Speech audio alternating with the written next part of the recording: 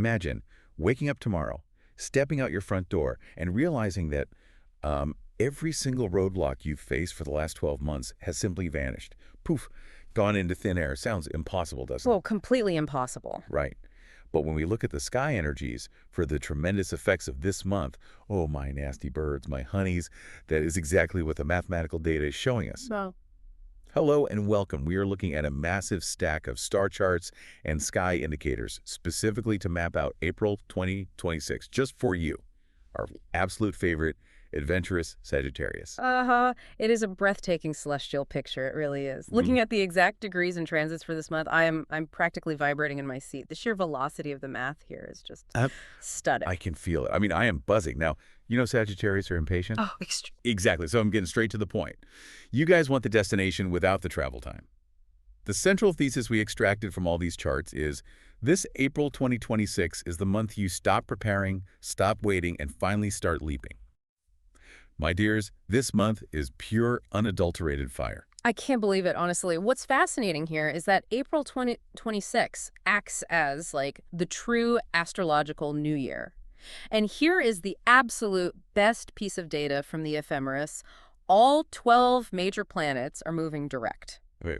Every single one. Okay, let me stop you right there. 12. All 12. Usually there is at least one grumpy planet going backward, dragging its feet, making us look into the past and overthink a text message from 3 years ago. Yeah. What does 12 planets moving direct actually mean, like mechanically speaking? It's incredibly rare. Mechanically, retrograde motion is, well, it's an optical illusion from Earth's perspective, where planets appear to move backward in their orbits. It energetically pulls our focus inward and backward. What, the dreaded retrograde shadow? Exactly. But right now, the geometry is entirely forward-facing. Imagine the solar system as a giant clock. Every single gear is clicking forward in perfect unison. There is zero cosmic drag. Zero cosmic drag. Oh, I love that. It's like horses galloping ahead full force. My honeys, there's absolutely no looking back. Yeah. But before we get totally swept up in this blazing fire of April, we do have to talk about the mud you are leaving behind. Yes, the mud. We have to acknowledge it. Because, my poor, nice-hearted listener, March was heavy. Looking at the transit data from last month, you were wading through an emotional swamp. You really were.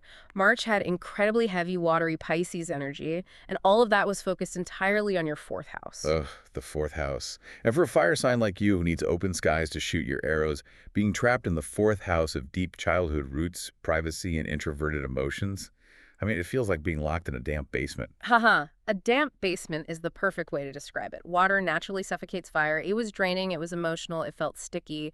You were essentially doing heavy underground root work. Which you hate doing. Which Sagittarius absolutely despises. But April changes the entire ecosystem. We are shaking off that water immediately, starting with the April 2nd full moon in Libra. Snip, snip, my honeys, because this full moon is landing right in your 11th house. It is, and the 11th house, as you know, is the sector of social circles, large networks, and friendships.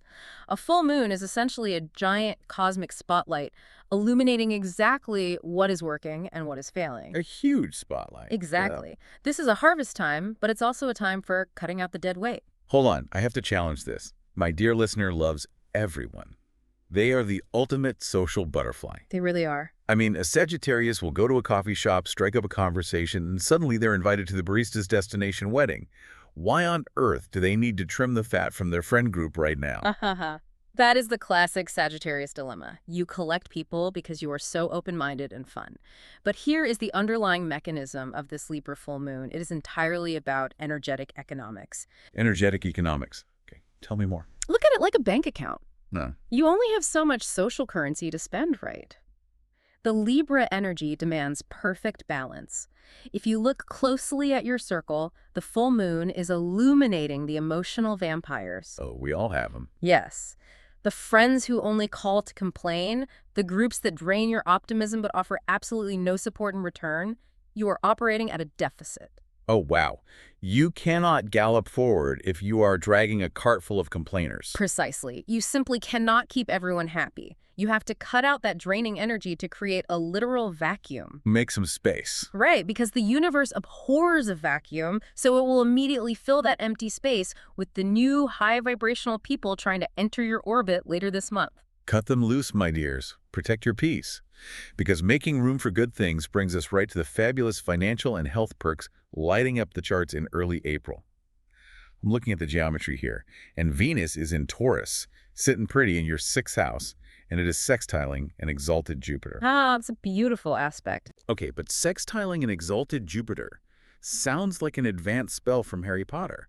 Yeah. What does that geometric angle actually do to the planet's energies? Haha, it does sound a bit magical. Let's break down the mechanics. A sextile is a 60-degree angle between two planets. It's a highly productive, frictionless aspect. Like things just clicking into place. Exactly. Think of it like two powerful CEOs having a very cooperative, lucrative business meeting over coffee. Okay, I'm following. And what makes Jupiter exalted here? Well, exaltation means a planet is placed in a zodiac sign where its energy operates at its absolute highest, most honored capacity. It's the VIP guest at the party. Oh, fancy. Very. So you have Venus, the planet of money, beauty, and value, cooperating flawlessly with Jupiter, the planet of extreme luck and expansion, which, by the way, happens to be your ruling planet. Yes, our lucky ruler. And this is all happening in your 6th house of daily work, routines, and physical health. I am deducing some very tangible earthly luck here. We are talking unexpected chunks of money, my honeys.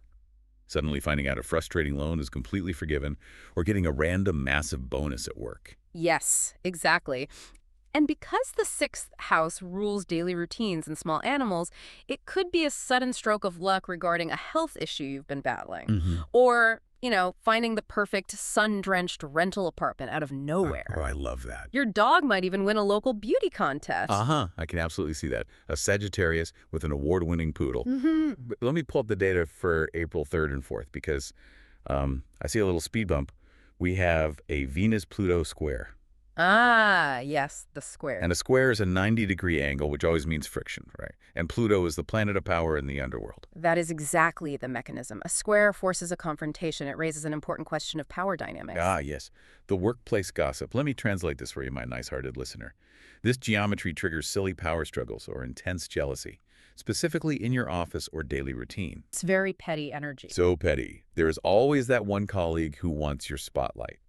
When they start acting up and playing Machiavellian games midweek, do not engage in the office politics. That is the perfect strategy. Pluto wants to drag you into a power struggle, but your Sagittarius energy is too expansive for petty turf wars. Way too expansive. Just take your unexpected cash, toss your hair, and smile. Let them seethe in their cubicles while you gallop away toward the main event of the month.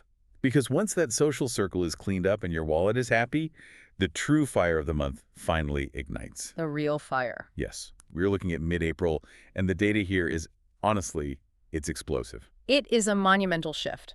On April 9th, Mars, the planet of raw action and drive, enters Aries. And Aries is a fellow fire sign. Boom. Right, and it doesn't stop there. The charts show Mercury and the Sun following right behind it, all piling directly into your 5th house. Okay, wait. You are calling this a 5th house stellium. But to me, a stellium sounds completely exhausting. You're telling me Mars, Mercury, and the Sun are all crashing in my house of romance, drama, and creativity at the exact same time. Haha, yes, they are all moving in. How does a Sagittarius not absolutely burn out from that much heat? It's a very fair question. A stellium is physically a pileup of 3 or more planets in one specific area of the sky. But for a fire sign like you, when planets pile into a firehouse like the 5th, it doesn't drain you. It feeds you. Exactly. Think of it like putting a magnifying glass over dry leaves in the midday sun. It takes very little effort to start a massive creative fire right now. Oh, I love that imagery. The whole universe is aligning for you. It's like getting a dopamine syringe straight into your system. You're going to feel so alive. So alive. The 5th house is the sector of romance, children, fertility, and highly creative entrepreneurial projects. It is the house where we take center stage and fall back in love with life. The universe is handing you the magnifying glass, and you are acting as a co-creator with the cosmos. A co-creator, yes. And then, bam, we get the April 17th new moon in Aries. Oh, this new moon. But looking closely at the transit degrees, this new moon happens at exactly 27 degrees of Aries, which is sitting in a tight conjunction with Chiron. I see Chiron on these charts all the time, but remind us of the actual mechanism here. Who is Chiron, and why does a conjunction with him matter so much for my nasty birds out there? It's a crucial piece of the puzzle. In astronomy, Chiron is an eccentric, comet-like asteroid orbiting between Saturn and Uranus. It literally acts as a bridge between the old rules and the new rebellion. In mythology, Chiron is the wounded healer, the immortal centaur, who could heal everyone but himself. A centaur, just like the Sagittarius archer. Exactly. So there is a deep resonance for you. When this powerful new moon conjuncts Chiron, it acts as a profound cosmic balm. If we connect this back to the historical data, this exact degree of the zodiac ties all the way back to the intense eclipses we experienced in April 2023. Oh, 2023 was brutal for my honeys. The tears that were shed. It was so hard. Whatever broke your heart back then, whatever made you doubt your creative fire, your entrepreneurial vision, or your worthiness in love, this new moon actively heals it by forcing you to start fresh without the baggage. Oh my God, can you look at the chances of the Sagittarius this month? It will make you smile so hard. The data points toward a brand new romance that actually feels right and equal, or incredibly fertile energy for a new baby, or a passion project finally going completely viral. You are stepping back into your absolute power. It is incredibly potent. But of course, as you know, the universe always requires us to ground that energy into reality. It always does. The stars don't just hand you a viral business or a perfect marriage while you sit on the couch eating chips. No, they don't. So looking at the ephemeris from April 18th to the 22nd, we see what I call the superhero challenge. The superhero challenge. I like the sound of that. There is a very rare triple conjunction happening right in that exact same fifth house area.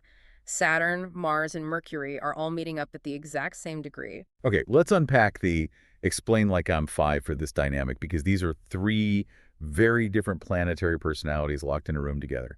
Mars is the engine. It wants to go 100 miles an hour. Right. Saturn is the strict headmaster, pulling the emergency brake and saying, show me your credentials. Yeah.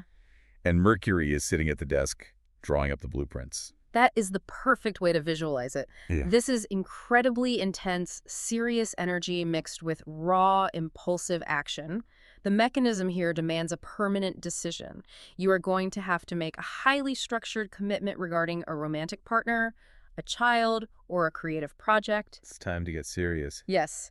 Saturn provides the maturity, but Mars demands you actually sweat and do the physical work. So it's like you've been talking about finally taking that extreme parasailing class or launching that highly risky startup, right? The fiery Aries energy says JUMP. Yeah. But with Saturn sitting right there holding the clipboard, it's not just blindly jumping out of an airplane.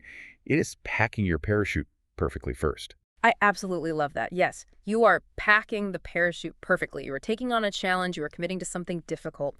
But because the friction between Saturn and Mars creates immense traction, the payoff is massive. Massive. This is the exact kind of astrological effort that builds long-lasting empires and unshakable marriages. Yes, you have the stamina for this, my dears. Yeah. Do not shy away from the hard work mid-month. Because let me tell you, all of this personal fire, all of this parachute packing and deep healing, it leads perfectly into who you are about to attract into your life for the late April spectacular. I am practically jumping up and down in my seat. Oh, this is the monumental shift of the entire decade for Sagittarius. April 26th, Right. the chart shows Uranus moving into Gemini. Yes. Uranus moves into Gemini, which is your seventh house of committed partnerships, marriages, and open enemies.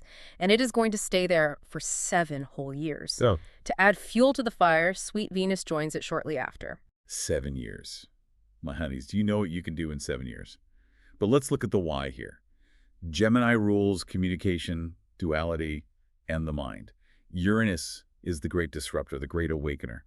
So when you put a disruptor into the house of communication and partnership, what is the historical precedent for this? I'm so glad you asked. Uranus takes 84 years to orbit the sun. The last time Uranus was in Gemini was the 1940s during World War II. Oh, wow. Think about the radical, world-altering shifts in communication, travel, and technology during that era. The invention of ENIAC, the first computers, the widespread use of radar. Wow, so the very fabric of how humanity connected and communicated was entirely rewritten. Exactly. And now apply that level of radical, unpredictable revolution to your personal 7th house of relationships. If you are single, listen to the data very carefully. You will not be single for long. Not a chance. You couldn't be single if you tried. Because Uranus governs the unexpected, the genius, and the rebel, You are going to attract highly unusual people. You will be drawn to foreigners, brilliant astrologers, eccentric tech innovators, or people from completely different cultural backgrounds or religions. My dears, if you thought your love life was a wild ride before, buckle up. You'll be swiping right on dating apps and meeting people who turn your whole worldview upside down. You are going to go on a casual Tuesday coffee date and end up on a Friday flight to a country you can't even pronounce. And I can't believe it, but the geometry supports it entirely. It is electric. However, if I can play devil's advocate for a moment, we have to look at how this impacts our listeners who are already coupled up. yes, if Uranus is the wrecking ball and is entering the partnership house, oh no. You're telling me the married Sagittarians who are just settling are about to blow up their own lives, aren't you? A mechanism of Uranus does not care about your traditions or your comfort zones. It only cares about authentic, radical freedom. If you are in a stale marriage or a partnership that feels more like a cage than a launch pad, Uranus will absolutely swing that wrecking ball. Sudden breakups are highly possible for those in restrictive situations. But on the flip side, sudden, lightning-fast marriages are equally possible for those who are perfectly aligned. Oh, absolutely. If your partner's trying to keep you in a boring little box, Uranus is going to blow the lid right off. You demand freedom, and the universe is finally handing you the keys. But, my honeys, amidst all this electric crackling energy at the end of the month, we do have to look at the data around April 24th to the 26th. Yes, the overconfidence warning. We have to talk about it. I am looking at the Sun squaring Jupiter and Mercury squaring Jupiter. Explain how Jupiter, our lucky ruling planet, can cause a problem here. Well, what's fascinating here is that Jupiter expands whatever it touches. In a harmonious aspect, it expands luck. But in a square aspect, which, as we discussed, causes friction, it expands our ego and our estimation of our own bandwidth. Ah. Let me translate this for you basically, my honeys. Don't write checks your fiery energy can't cash. Aha. Exactly. Don't overpromise at work just because you're feeling invincible. You're going to feel like you can take on 10 new projects, learn 3 new languages, and host a gourmet dinner party for 20 people all in one weekend. You cannot. You really have to pace yourself, enjoy the fiery enthusiasm, but keep your feet on the ground. You do not want to burn out right before the month closes out with such a beautiful piece of geometry. Yes, keep your beautiful hooves on the ground while you gallop. Hmm? Because you want to be perfectly positioned for how this month ends. And oh, how it ends. I see a late month mini grand trine forming between Venus, Saturn, and Neptune. Okay, a mini grand trine, just the name sounds incredibly luxurious. What is that geometry doing for our Sagittarius? It is luxurious. A grand trine is an equilateral triangle formed between 3 planets, creating a completely frictionless flowing circuit of energy. Because this specific triangle connects your daily life, your foundation, and your relationships, it acts as the ultimate reward for all that intense April fire. So this is the universe handing you the trophy after you packed your parachute perfectly and took the leap. Exactly. It points toward a beautiful, almost magical outcome. A deeply romantic, stable bliss, or perhaps that viral hit for your creative work, finally bringing you lasting, tangible security. Isn't it great? You do the hard work, you embrace the sudden radical changes Uranus brings, and the universe rewards you with absolute magic.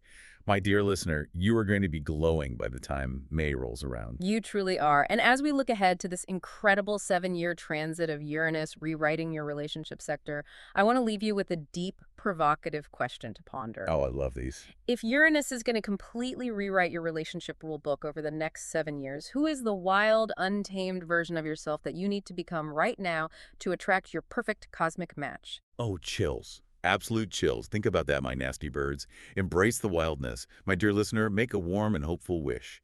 Next month, your Sagittarius is waiting for big surprises. In order not to miss it, don't forget to subscribe to our channel called What Do Stars Say? And if you liked our horoscope interpretation of this month, don't forget to like it. Don't be shy to share your comments with us. Absolutely. We love reading every single one of your comments. Have the most beautiful, fiery, revolutionary April. We love you, my honeys. Keep galloping forward, pack that parachute, and enjoy the flight. Bye.